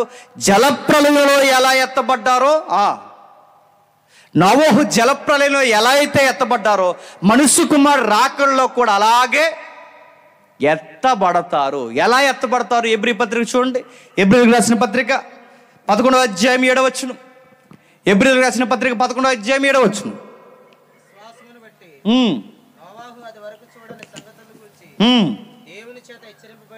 దేవుని చేత హెచ్చరింపబడి భయభక్తులు గలవాడే తన ఇంటి వారి రక్షణ కొరకు వాడను సిద్ధము చేసను. అందువలన అతడు లోకము మీద నేరస్థాపన చేసి విశ్వాసము బట్టి కలిగి నీతికి వారసుడని ఏం చేశాడట? తన ఇంటి వారి రక్షణ కొరకు ఏం చేశాడండి? ఒక వాడను సిద్ధం చేశాడట. క్వశ్చన్ అడుగుతుందని చెప్పండి. ఇప్పుడు మన సంఘం అంతా ఎత్తబడాలి అంటే మన వాడను రక్షణ వాడగా మలుసుకోవాలి. ఆ రోజు జలప్రలయం వస్తే వాళ్ళని కాపాడడానికి ఆ వాడుంది కాబట్టి బతికేశారు. ఈరోజు యేసుప్రభు వస్తే మనం బతకడానికి, జలప్రలయం వస్తే మళ్ళీ చెప్తున్నా, ఆ రోజు వాడ వాళ్ళని కాపాడింది. ఈరోజు యేసుప్రభు ప్రళయం వస్తే మనల్ని కాపాడడానికి కూడా ఒక వాడుందట. ఆ వాడ పేరు సంఘం. ఏంటండి? సంఘం. అంటే యేసుప్రభు వస్తే మేఘాల మీద ఎత్తబడేది ఏంటండి? సంఘం. అంటే ఇప్పుడు ఏ సంఘం ఎత్తబడుతుంది? ప్రభు చెప్పినట్టు కట్టబడిన సంఘమే ఎత్తబడుతుంది. ఏ సంఘం పడితే ఆ సంఘం ఎత్తబడదో గుర్తుపెట్టుకోండి. ప్రభు చెప్పినంటే నోవహు ఎలా కట్టాడో మనం కూడా అలాగే సంఘాన్ని కట్టుకుంటే సంఘం ఎత్తబడుతుంది. మనకు నచ్చినట్టు సంఘాన్ని కట్టుకుంటే సంఘము ఎత్తబడదు. ఎలా కట్టాడు ఒకసారి చూడండి. ఆది కాండము 7వ అధ్యాయం 14వ వచనం అనుకుంటా. ఒకసారి చూడండి. ఆది కాండము 7వ అధ్యాయం, క్షమించండి 6వ అధ్యాయం 14వ వచనంలో, సితీసారపు మ్రానుతో నీ కొరకు వాడను చేసుకొనుము, అరలు పెట్టి ఆ వాడను చేసి లోపటను వెలుపటను దానికి కీలు పూయవలను, నీవు దాన్ని చేయవలసిన విధం ఇదే. ఏంటట? నోవహు వాడు ఎలా కట్టాడు? తనకు నచ్చినట్టు కట్టాడా? దేవుడు చెప్పినట్టు కట్టాడు? దేవుడు చెప్పినట్టు. ఇప్పుడు మళ్ళీ అడుగుతున్నాను, ఇప్పుడు సంఘాన్ని మనకు నచ్చినట్టు కట్టాలా, దేవుడికి చెప్పినట్టు కట్టాలి? చెప్పండి. నోవహు ఎలా కట్టాడు? అలాగే కట్టాలట. ఎలా కట్టాడు? నోవహు భౌతికంగా కట్టాడు, మన సంఘాన్ని ఆత్మీయంగా కట్టాలి. ఎలా కట్టాడంటే సితీసారపు మ్రానుతో కట్టాడు. ఇప్పుడు మన సంఘాన్ని కట్టడానికి మనము కూడా వాడాల్సిన ఒక మ్రాను ఉంది. అది సితీసారపు మ్రాను కాదు, యెషయాలో వాడాడు. ఏమని? ఒకసారి చూడండి. యెషయా గ్రంథం 53వ అధ్యాయం, యెషయా గ్రంథం 53వ అధ్యాయం, యెషయా గ్రంథం 53వ అధ్యాయం మొదటి 2 వచనాలు చూడండి. యెషయా గ్రంథం 53వ అధ్యాయం మొదటి 2 వచనాలు. ఎవడు నమ్మెను? యెహోవా బాహువు ఎవడికి బయలుపరచబడెను?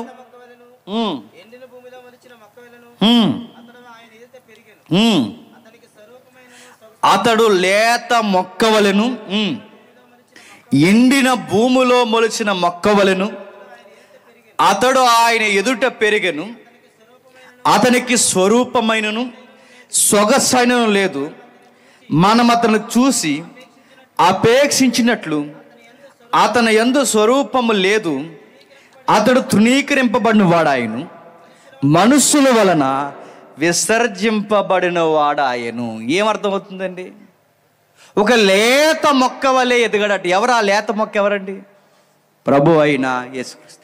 ఈ లేత మొక్క ఎదిగితే అది మ్రానైతే ఆ మ్రానుని సిలివేసేస్తారు. అంటే ఇప్పుడు ఇక్కడ వాడబడిన మ్రాను లేదా మొక్క మ్రాను ఎవరు గుచ్చి వాడుతున్నాడు?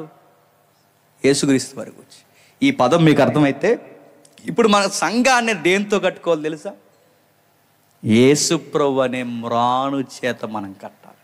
నోవహు సితీసారపు మ్రానుతో కట్టాడు, మనము సిలువ వేయబడిన క్రీస్తుతో కట్టాలి. కడుతున్నావా? మిమ్మల్ని అడుగుతున్నాను నేను.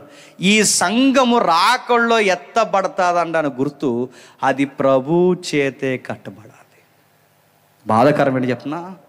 కులం చేత సంఘాలు కట్టేవాళ్ళు ఉన్నారు, వర్గాల చేత సంఘాలు కట్టేవాళ్ళు ఉన్నారు, ఈదుల్లో మోతుబర్ల చేత సంఘాలు కట్టేవాళ్ళు ఉన్నారు. కానీ ప్రభు చేత సంఘం కట్టేవాళ్ళు ఎంతమంది ఉన్నారు చెప్పండి? రక్తం ఇచ్చి సంపాదించిన సంఘం, యేసు చేత కట్టబడే సంఘాలు లేవు. ఈ సంఘాలన్నీ ఎలా కట్టబడ్డాయంటే కులమోలు సంఘం. నేను అడుగుతున్నాను, కులం చేత కట్టబడిన సంఘం కులం సంఘం అవుతుంది తప్ప క్రీస్తు సంఘం అవ్వదు. ఈ సంఘంలో ఎవరు ఉంటారండి అంటే అందరూ ఉండాలి. ఈ సంఘంలో ఎవరు ఉంటారంటే అన్ని రకాలు ఉండాలి. ఈ సంఘంలో ప్రత్యేకించి వేళ్ళే ఉంటారండి అంటే నేను అడుగుతున్నాను, మీరు దేని చేత కట్టారు సంఘాన్ని? కులము చేత కట్టారు. కులాల చేత సంఘాలు కట్టి వాళ్ళు ఉన్నారంటే ఉన్నారు. ఓ పెద్దమ్మ అందంటే, ఏవే పెద్దమ్మ ఈ ఈదులో చర్చ ఉండగా ఆ ఈదులో వరకు ఎందుకు వెళ్ళిపోతున్నామని అడిగితే ఆ పెద్దమ్మ తిరుగులేని ఆన్సర్ చెప్పింది, మా ఊళ్ళందరూ ఆ సంఘానికి వెళ్తారు బాగుందని. వీళ్ళు ఎల్లు మీ ఓలుకి నువ్వు ఎక్కే వాడకుంద పెద్ద ఓలు లెగదది, గుర్తుపెట్టుకో. యేసుప్రభు రెండో రాకల్లో ప్రతి వాడ ఎత్తబడాలి. ఈరోజు మనం అందరం ఏమనుకుంటే చెప్పినా, మీ వాడ ఎత్తబడదు బ్రదర్, మా వాడ ఎత్తబడుతుంది అంటే నడుతున్నాను. ఏ వాడ ఎత్తబడుతుంది చెప్పినా, ప్రభు చేత కట్టబడిన వాడ ఎత్తబడుతుంది. కులాల చేత కట్టబడిన వాడలకు పెద్ద పెద్ద కన్నాలు పడి ఆ రోజు చెప్పండి మునిగిపోతారు. ఆ రోజు లేవాలి అంటే నీతి చేత కట్టాలి, ప్రభు చేత కట్టాలి. మరికొంతమంది సంఘాలు దేని చేత కడతారు? మోతుబర్ల చేత కడతారు సంఘాలను. అడుగుతున్నాను, మోతుబర్ల చేత కడితే లెగిస్తుందా? మోతుబర్లు వీళ్ళు బరువు ఎక్కువైపోయి మునిగిపోతారు ఒకరోజు, గుర్తుపెట్టుకో. లెగరు. కులం చేత కడితే సంఘం లేవదు. మోతుబర్లు లేదా ఆ ఊర్లో ఉన్న ఎవరైతే పెద్ద మనుషులు ఉన్నారో ఆ పెద్ద మనుషుల చేత సంఘాలు కడితే లేవవు. సంఘములో క్రీస్తు కనబడాలి తప్ప ఇక ఏమి కనబడినా సంఘము ఎత్తబడదు. మరికొన్ని సంఘాలు ఎలా కడతారు చెప్పిన, రిటైర్ అయిపోయిన ఎంప్లాయీలు అందరూ పెద్ద మనుషులు అయితే ఆ పెద్ద మనుషుల చేత సంఘాన్ని కడతారు. వీళ్ళు ఎక్కడే రిటైర్ అయిపోయారు, రేపొద్దున ముందే రిటైర్ అయిపోతారు, గుర్తుపెట్టుకో. నేను సీరియస్గానే చెప్తున్నాను. సంఘము ప్రభు చేత కట్టాలి, సంఘాన్ని ప్రభు చేత కట్టాలి. ఎమ్మెల్యే చేత కానీ ఎంపీ చేత కానీ. సంఘం అంటే గోడలు కదా, గుర్తుపెట్టుకోండి. సంఘం అంటే గోడలు కాదు. మేము ఎమ్మెల్యే తాలీక, మేము ఎంపీ తాలీక, మేము ప్రెసిడెంట్ తాలీక, మేము ఈ తాలీక, మేము ఏదికల మీద ఏదికల కింద మేమే అజమాయిషీ చేస్తామంటే నేను మళ్ళీ చెప్తున్నాను, దీన్ని సంఘం అనరు, ఇది ఆటో యూనియన్ లాంటిది అంటారు. సంఘం అంటే ప్రభు మాత్రమే కనబడాలి, ప్రభు మాత్రమే ఉండాలి. అదిగో ఈ సంఘం ఎత్తబడుతుందని దాని గుర్తు ఏంటంటే, ఇదిగో వాళ్ళ ప్రభు చేత కట్టబడ్డారు. ఆ రోజు జలప్రలయం వచ్చినప్పుడు వాడ ఎలాగైతే పైకి లేచిందో యేసుప్రభు వచ్చినప్పుడు సేమ్ వాళ్ళలాగే చెప్పండి మేఘాల మీద సంఘం అలా లెగిస్తుంది. బాధాకరమైన విషయం ఏంటంటే సంఘంలో ఉన్న వారికి అసలు బాధ్యతలే లేవు. ఉన్నాయా? చిన్న మైక్ కొంటారు, ఆ మైక్ మీద పేరు రాయకపోతే గొడవ పెట్టేస్తారు. ఫ్యాన్ కొంటారు, ఆ ఫ్యాన్ మీద పేరు రాయకపోతే గొడవ పెట్టేస్తారు. ఫ్యాన్ కొంటారు, 3 రెక్కల మీద భార్య, భర్త, పిల్లల పేర్లు, దిమ్మ మీద అలా అమ్మ నాన్న పేరు, మొత్తం పేర్లు రాసేస్తారు, లేకపోతే ఆ ఫ్యాన్ తిరగదు. నేను అడుగుతున్నాను, ఇలాంటి యాసాలు వేసిన వాళ్ళు అందరూ ఆ రోజు ఎత్తపడతారు అనుకుంటున్నారా? పేర్ల కోసం, గొప్పల కోసం చాలామంది నేను గమనిస్తాను. చక్కగా పాట పాడాలన్నప్పుడు, నేను పాటలు పాడడం ఏమంటలేదండో కొందరిని అంటున్నాను నేను, పాట పాడాలన్నప్పుడు చక్కగా వచ్చి దేవుని కొరకు పాడాలి. కొంతమంది దేవుని కొరకు పాడరు, మరి అందరు వచ్చాక పాడతారు. అందరు వచ్చాక ఎందుకు పాడతారు? ఎందుకంటే అందరూ మమ్మల్ని చూడాలి, నువ్వు సూపర్ పాడేవని అనాలి. అలాగ అందరు వచ్చే వరకు ముందు పాట, ఇప్పుడు పాటలు ఇవ్వండి మాకు అని అడుగుతారు. సరే పాడే అమ్మని ఇచ్చానికి ఇప్పుడు పాడరు, పాడే బాబు అంటే ఇప్పుడు పాడరు, అందరు రానియండి అప్పుడు పాడతాం. అంటే వీళ్ళు దేవుడి కోసం పాడరు, చెప్పండి, జనాల కోసం పాడతాను అంటున్నాను. సంఘంలో ఇలాంటి చుంచి వ్యవహారాలన్నీ ఉంటే లెగిస్తారండి. మళ్ళీ నేను చెప్తున్నానండి, బయట ఎలా తింటున్నారో చెప్పండి. సంఘంలో కూడా ఈరోజు 31st అంతమంది ఎందుకు వస్తారు చెప్పండి? చెప్పండి. ఈ ఏడాది అంతా కాపాడే ప్రభు మమ్మల్ని, ఈ ఏడాది కూడా నీ కనుసన్నల్లో, నీ రెక్కల చాటున, నీ సేవలో బతుకుతామని వస్తారా? బడాకానే ఎడతామని వస్తారు. సంఘం ఎలాగో వస్తారు, మిగిలిన కూడా అడుగుతున్నాను నేను. సంఘంలో కూడా ఈరోజు తిండి వారం అంతా సందా దాస్తారు. సరిగ్గా దాచిన డబ్బు పేదోడుకో లేదా ఎవరో ఒకరికి, ఏమో పెద్దమ్మ మందులు వేసుకోవట్లేదు, వాళ్ళు నీరసంగా ఉన్నది, ఇదిగో ఈ సందా డబ్బులు పట్టుకెళ్ళి వేసుకో అని అంటారా? ఏమో బాధగా ఉన్నవేంటి, డబ్బులు లేక, ఆడపిల్ల మ్యారేజ్ వాయిదా పడిందా, ఇబ్బంది పడుకు, ఇది డబ్బులు పడి తర్వాత సంఘాన్ని తెచ్చి అంటారా? అంటారు. మొత్తం డబ్బులు పోగేసి చివరిలో నెలాఖరిన శనివారం నాడు చెప్పండి, ఏమేద్దామరా, మేకేద్దామా, కొర్రేద్దామా, లేదా ఇంకా పెద్ద ఏమైనా వేద్దామా అంటారు. నేను అడుగుతున్నాను, సందా అని అడుగుతున్నాను. ఎంత సందా, బైబిల్లో సందా దేనికి చెప్పినా పేదలకు గుప్పుడు మెతుకులు ఎట్టడానికి, కానీ పేదోళ్ళకి పెట్టేది ఉందా? సందా కూడా దేనికి చెప్పండి?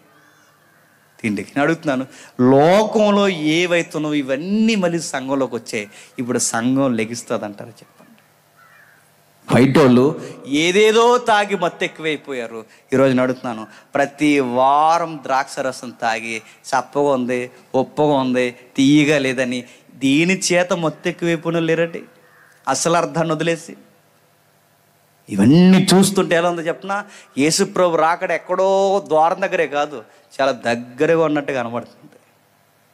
ప్రభు చెప్పాడు మత్తయి ద్వారా, ప్రభువా నువ్వు వస్తున్నావు అనడానికి మా గుర్తులు ఏంటో రోజు శిష్యులు అడిగితే, ఒకటే, ఇదిగో అంజూరపు చెట్టు చిగురిస్తుంది, అదైనా గమనించండి. ఇశ్రాయేలు యొక్క వైఖరి గమనించండి, అదైనా గమనించండి. లేదా మరో మాట మీరు గమనించండి, జనాల్లో మార్పులు సంతరించుకుంటాయి. బాగా తింటారు, తాగుతారు, బాగా చెప్పండి పెళ్ళాడుచూ తిరుగుతారు. ఇవి ఎప్పుడైతే జరిగాయో, ఇదిగో ఆయన సమీపమనే ఉన్నాడు. ఇప్పుడు సంఘం ఏం చేయాలమో, ఇవి యేసుప్రభు చెప్పినట్టే జరుగుతున్నాయి. ఆయన సమీపమనే ఉన్నాడు, మేము సిద్ధపడాలి. సిద్ధపడుతున్నారా? నేను అడుగుతున్నాను, ప్రభు రాకడికి సిద్ధపడే వాళ్ళు ఉన్నారా? ప్రార్థన చేసేవాళ్ళు లేరు, బైబిల్ చదివే వాళ్ళు లేరు, సిద్ధపడే వాళ్ళు ఎక్కడున్నారండి? ప్రభు రాకడికి సిద్ధపడే వాళ్ళు ఎక్కడున్నారు? నేడో రేపో వస్తాడు, వధువు సంఘాన్ని మేఘాల మీద తీసుకెళ్ళిపోతాడు. సిద్ధపడని బుద్ధి లేని ప్రతి కన్యను చెప్పండి వదిలేస్తాడు. బుద్ధి కలిగిన సిద్ధపడిన కన్య ఎవరైతే ఉన్నారో ఆ సంఘాన్ని తీసుకెళ్ళిపోతాడు. సంఘం ఆయన వచ్చే సమయానికి, ప్రభువా నీ కొరకే మేము కనిపెడుతున్నాం ప్రభువా అని ఎవరైతే ఉంటారో అట్టి వారిని తీసుకెళ్ళిపోతారు. ఈరోజు ఆయన కొరకు కనిపెట్టే సంఘాలు ఎక్కడున్నాయండి? ఆయన కొరకు కనిపెట్టే సంఘాలు ఎక్కడ? గొడవలు ఎట్టుకుంటున్నారు. చిన్న చిన్న పేర్లు పలకకపోతే గొడవలు పెట్టుకుంటున్నారు, పాంప్లెట్ మీద పేరు వేయకపోతే గొడవ పెట్టుకుంటున్నారు, పాట ఇవ్వకపోతే గొడవ పెట్టుకుంటున్నారు, పొగడకపోతే గొడవ పెట్టుకుంటున్నారు, వాళ్ళకి ఇవ్వాల్సిన స్థానం ఇవ్వకపోతే గొడవలు పెట్టుకుంటున్నారు. నేను అడుగుతున్నాను, ఇలాగే గొడవలు పెట్టుకోండి. మన రాజమండ్రి ఏరియాలో కానుకల కొరకు సంఘంలో ఉన్న ఆ స్తంభాలు లాంటి పెద్దలు ఇలాంటి మైకులు తిరిగేసి స్థలం మీద కొట్టేసుకున్నారు. నేను అడుగుతున్నాను, యేసుప్రభు నేడో రేపు వస్తున్నాడు, ఇలాంటి పనులన్నీ సంఘంలో జరుగుతున్నాయంటే ఎత్తబడతారు అనుకుంటున్నారా? లేదు ప్రభువా మేము ఇన్ని క్రిస్మస్లు చేసాం ప్రభు అంటే, నువ్వు నీ క్రిస్మస్ స్టార్ ఎక్కడో ఉండంటాడు ఆయన. లేదు ప్రభువా మేము ఇన్ని సభలు చేసాం ప్రభు అంటే, నువ్వు సిద్ధపడినప్పుడు నీ సభలు ఎవడకు కావాలని అడుగుతాడు.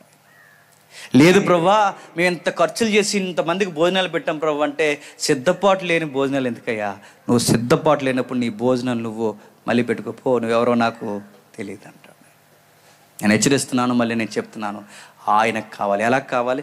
నోవహు రక్షింపడ్డాడు, తన ఇంటి వారిని రక్షించుకున్నాడు. మనం రక్షింపడదాం.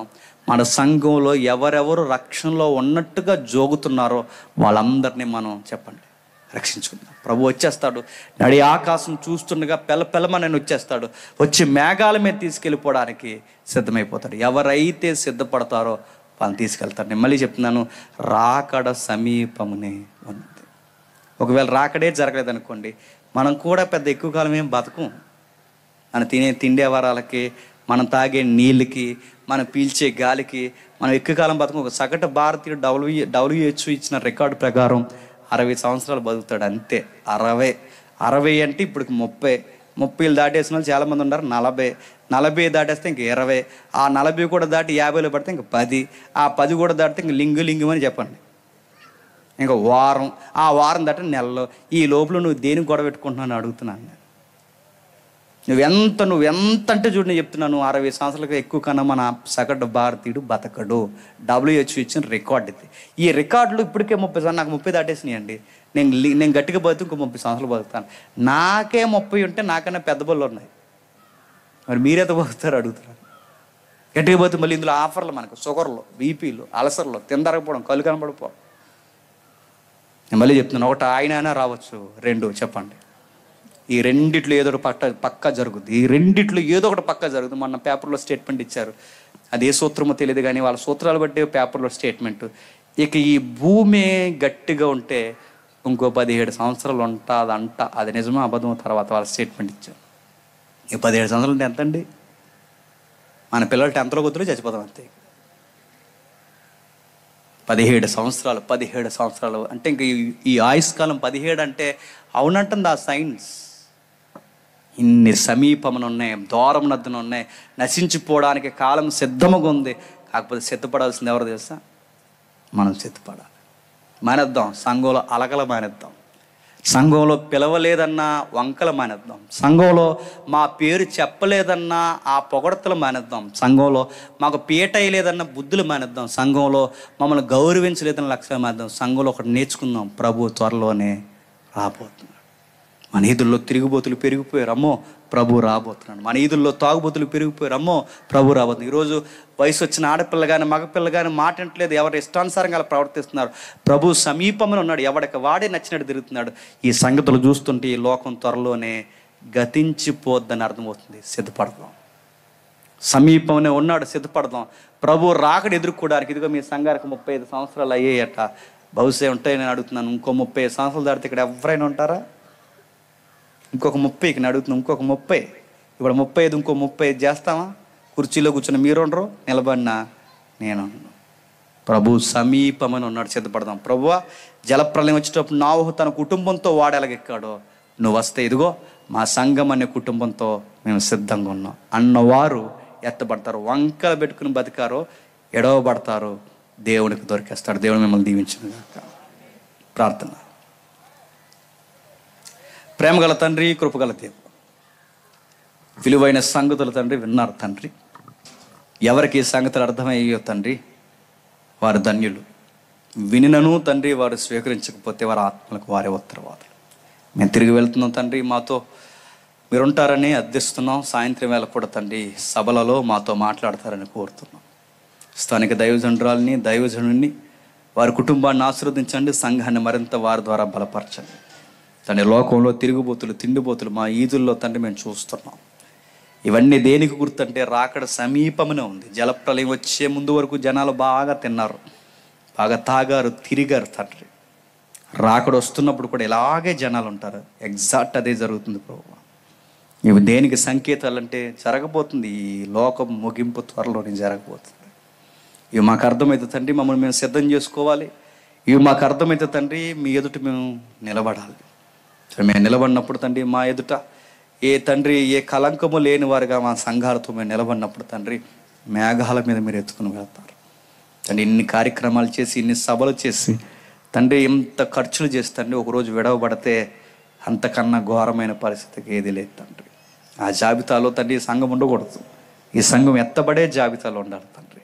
ఈ సంఘ నాయకులు, సహోదరులు, పెద్దలు అందరూ తండ్రి తమ్మును తాము ఉన్న వారిని ప్రక్షాళన తండ్రి. బాధ్యతగా సంఘాన్ని, అంతే బాధ్యతగా సంఘాన్ని కట్టడానికి సహాయం అనుగ్రహిస్తారని అర్థిస్తూ ఈ 35 సంవత్సరాలు కాపాడారు. ఇంకనూ మిగిలిన కాలం అంతా మీరే కాపాడి నడిపిస్తారని కోరుతూ, మమ్మల్ని శత్రువుగా భావించి మమ్మల్ని హేళన చేసి మమ్మల్ని నిందలేసిన వారిని క్షమిస్తారని అర్థిస్తూ క్రీస్తునామని ప్రార్థన సమర్పిస్తున్నాం తండ్రి. ఆమేన్, ఆమేన్.